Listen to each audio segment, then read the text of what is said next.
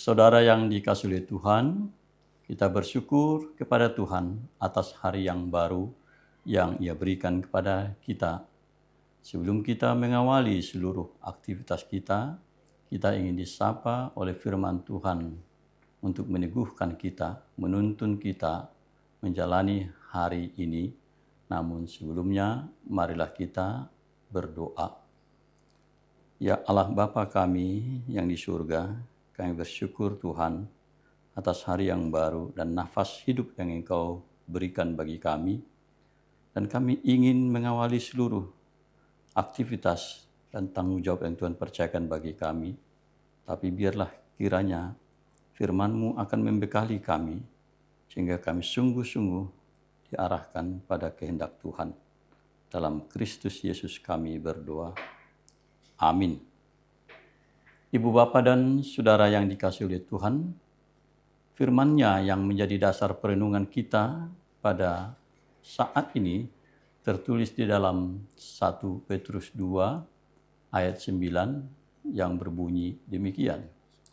Tetapi kamulah bangsa yang terpilih, imamat yang rajani, bangsa yang kudus, umat kepunyaan Allah sendiri, supaya kamu memberitakan perbuatan-perbuatan yang besar dari Dia, yang telah memanggil kamu keluar dari kegelapan kepada terang-Nya yang ajaib. Demikian firman Tuhan. Saudara yang dikasihi oleh Tuhan, apakah Anda pernah mendengar istilah orang yang tidak tahu diri? Perkataan itu terkesan negatif, yakni orang yang tidak mengenali dirinya sehingga tidak mampu menempatkan dirinya dalam relasi dengan orang lain. Namun, kita ingin memahami istilah ini atau mengenal diri ini dalam arti yang lebih positif. Dahulu kala, seorang filsuf bernama Socrates, ia mempopulerkan pepatah Yunani kuno, yakni gnotisiauton, yang berarti kenalilah dirimu sendiri. Perkataan ini dimaksudkan agar seseorang memiliki kesadaran diri yang mendorongnya untuk memperbaiki diri dan bertindak bijaksana. Nah, dalam teks kita hari ini, Rasul Petrus lewat suratnya menunjukkan identitas orang Kristen sebagai orang percaya yang mewarisi janji yang istimewa sebagai umat Allah.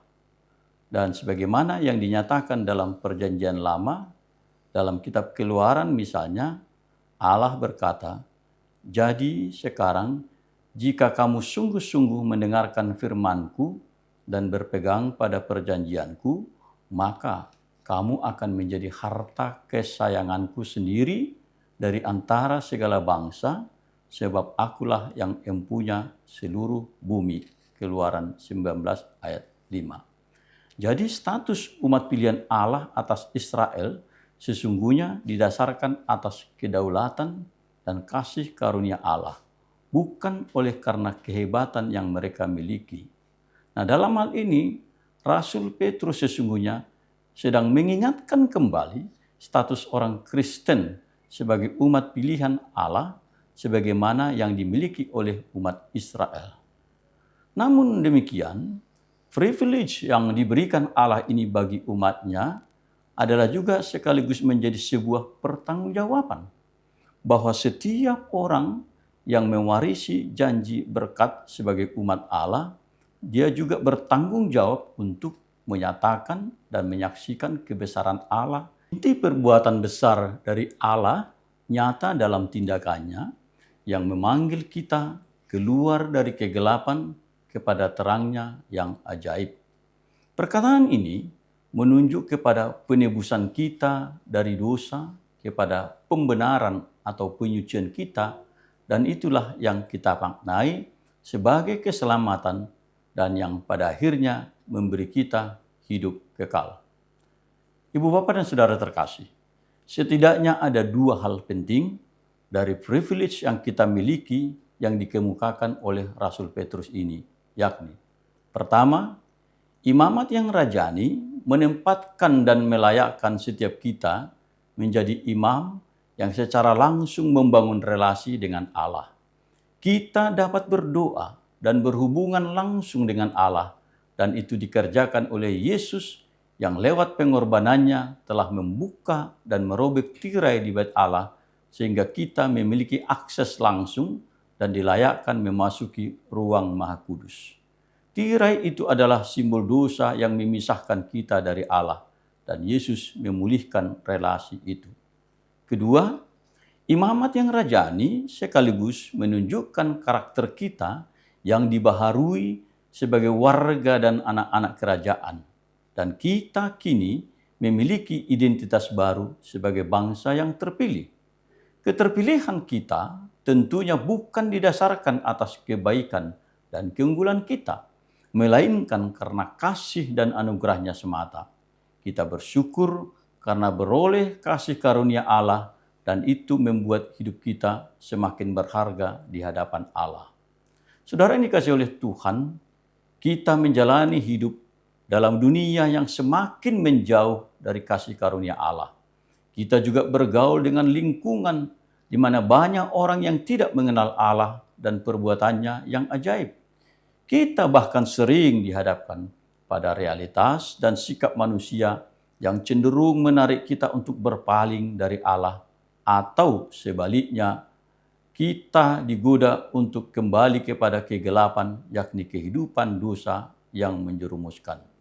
Oleh karenanya, menjadi sangat penting bagi kita mengenali dan menyadari identitas diri kita sebagai bangsa yang terpilih dan imamat yang rajani. Hanya dengan menyadari dan mengenali identitas kita, maka kita akan dimampukan menjaga moral dan perilaku kita sebagai bangsa yang terpilih dan imamat yang rajani. Menyadari dan mengenali identitas diri kita tentu tidak untuk memerangkap kita pada sikap yang moralistis, melainkan sungguh-sungguh hidup sebagai imamat yang rajani lewat pikiran, sikap, perkataan, dan perbuatan kita. Saudara yang dikasihi oleh Tuhan, hari ini ketika kita akan mengawali seluruh aktivitas hidup kita, mari kita selalu ingat dan mengenali identitas diri kita. Dan dengan itu kita, seluruh aktivitas yang kita jalani akan menjadi alat kesaksian yang memberitakan perbuatan Allah yang besar. Amin. Kita berdoa. Terima kasih ya Tuhan atas sapaan firman-Mu. Biarlah Roh-Mu yang kudus meneguhkan kami dan mengingatkan kami selalu akan identitas diri kami sebagai bangsa yang terpilih dan imamat yang rajani. Sehingga dengan itu kami akan mencerminkan apa yang Tuhan kehendaki bagi kehidupan sekitar kami. Topang setiap kami ya Tuhan, khususnya yang bergumul, yang mengalami berbagai keadaan sulit. Biarlah kekuatan dari Tuhan juga menjadi andalan mereka. Terpujilah Engkau ya Allah Bapa di surga. Inilah doa kami. Dalam nama Yesus kami berdoa. Amin. Anugerah Tuhan kita Yesus Kristus, kasih setia dari Allah Bapa, dan persekutuan di dalam kuasa Rohul Kudus-Nya memberkati kita dari hari ini sampai selama-lamanya. Amin.